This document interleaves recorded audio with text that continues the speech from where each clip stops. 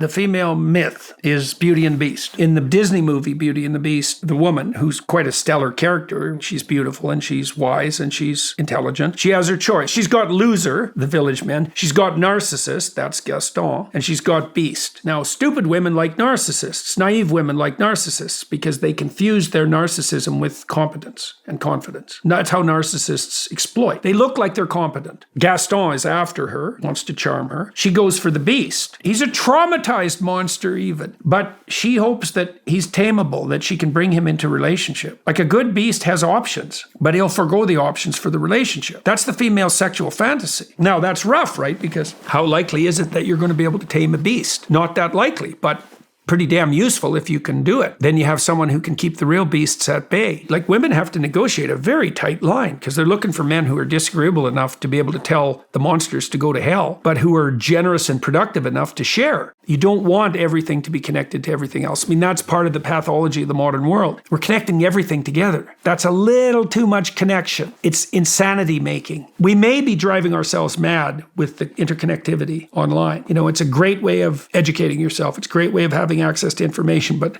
I'll tell you, man, it's a great way of being connected to all sorts of things you don't want to be connected to.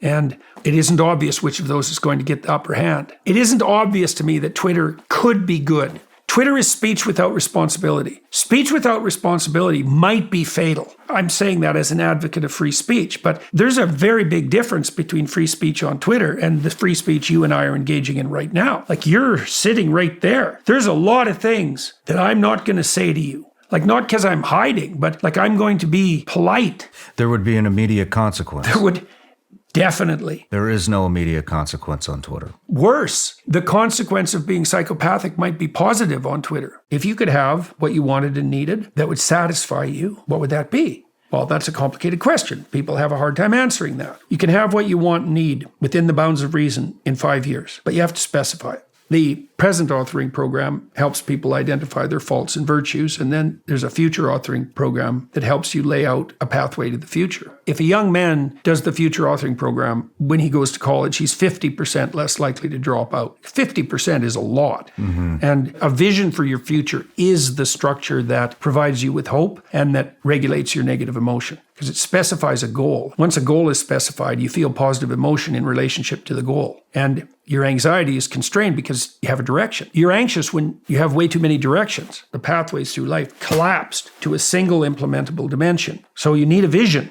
This isn't optional. People are very bad at this. We're very bad in our culture at helping people develop a vision. What are you trying to do in this discussion? You're trying to have an honest discussion. Mm-hmm. Okay, why? I want to learn from you. Why?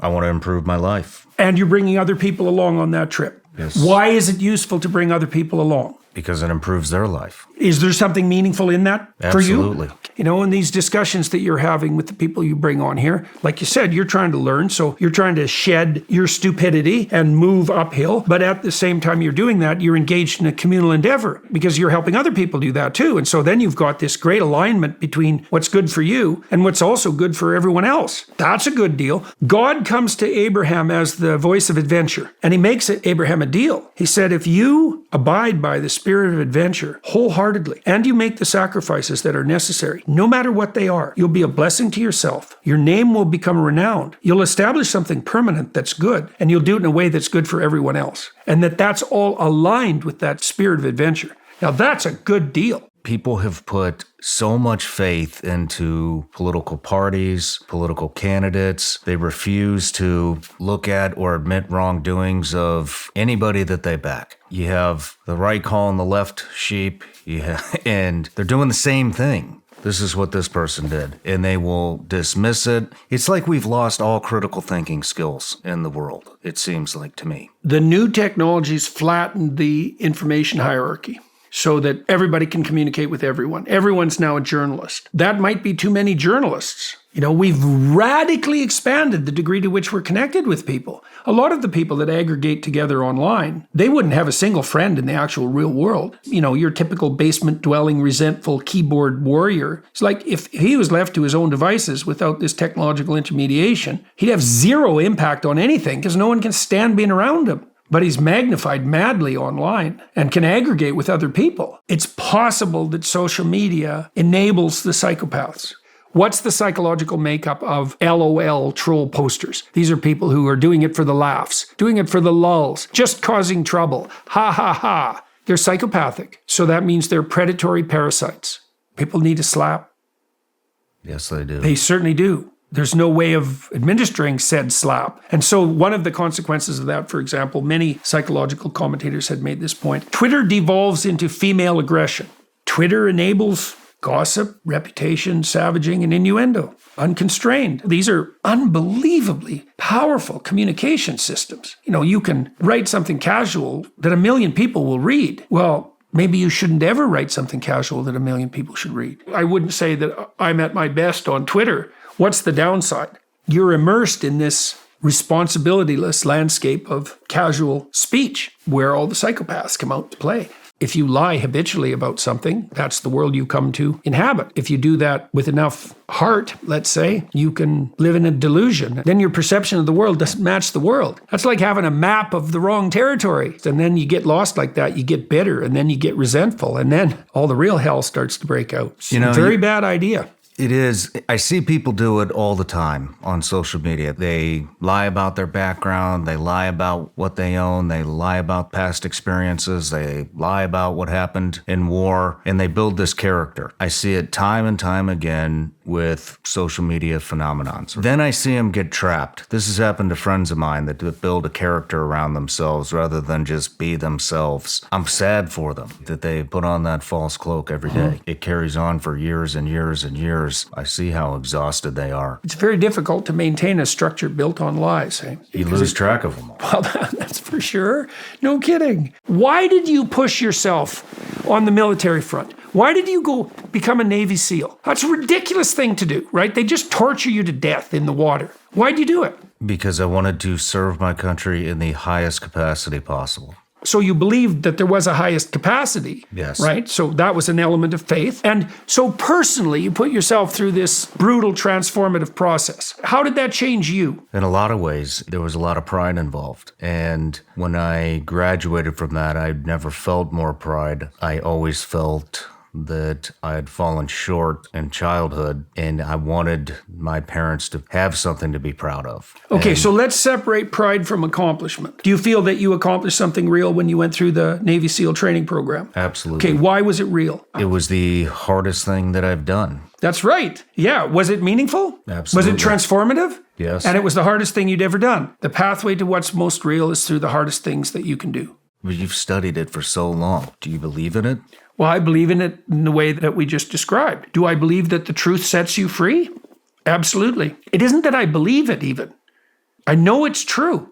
And I try to live in that knowledge. It's very difficult to only think or say things that are true, but you can practice it. And it's a great relief. Well, as you pointed out, you don't have to keep track of anything. That's just that in and of itself is It's freeing. That's for sure. Do I believe that Christ is the way and the life and that no one comes to the Father but through him? Sure. But I also know what that means. Imagine that you want to have the Spirit of the Almighty dwell within you in this Old Testament manner. How do you do that?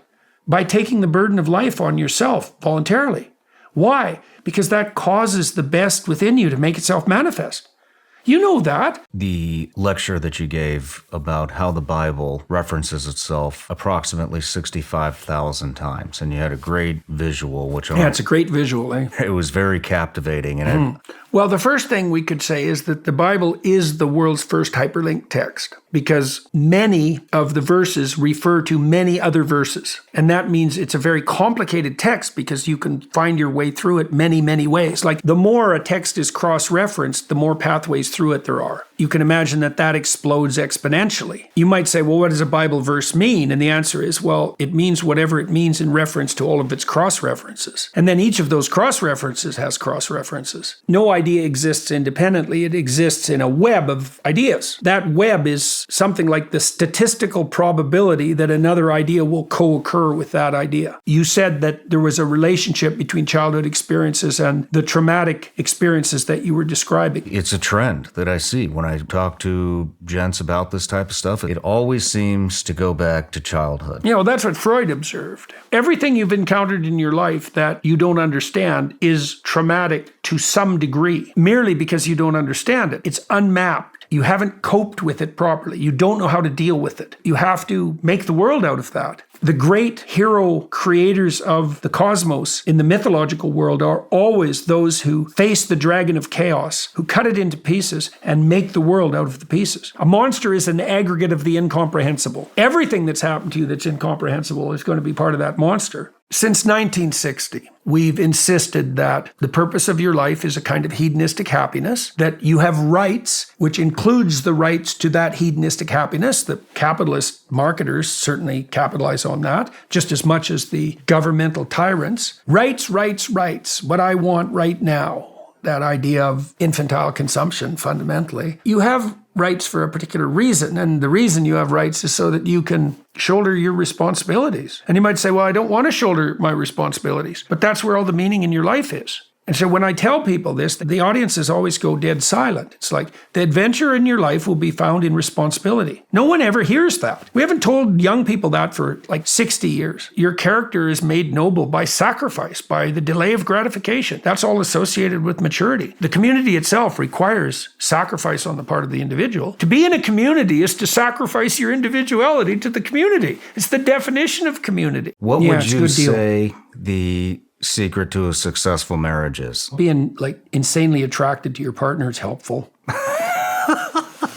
More practically speaking, we swore when we decided to get married that we tell each other the truth. It's very useful to be able to trust your partner. It makes your life a lot simpler. Plus, you sort things out if you tell each other the truth. There's no difference between conflict when it's necessary and thinking. They're the same thing. And so people who avoid conflict, avoid thinking, and that's not a good idea. Life's difficult. Might as well sort it out. Even after years of practicing this with Tammy, I still have to stifle my proclivity to leap to the solution. You want to solve the right problem, man. And my experience as a therapist indicated to me that people need to spend at least 90 minutes a week talking to each other just about their lives, just about the domestic economy, about their kids, about their relationship, just to keep everything up to date. And it's very difficult to have any true intimacy if that isn't allowed for. The small things that you avoid collect in your closet. In the closet, they turn into a monster. And then one day when you're weak, they come leaping out of the closet and devour you. That's an ancient story. Everything you've encountered in your life that you don't understand is traumatic to some degree, merely because you don't understand it. It's unmapped. You haven't coped with it properly. You don't know how to deal with it. All of those things are tagged pretty much forever with anxiety. The great hero creators of the cosmos in the mythological world are always those who face the dragon of chaos, who cut it into pieces and make the world out of the pieces. It's the oldest story we know. It's the dragon fight in its most fundamental sense. A dragon is a monster that's composed of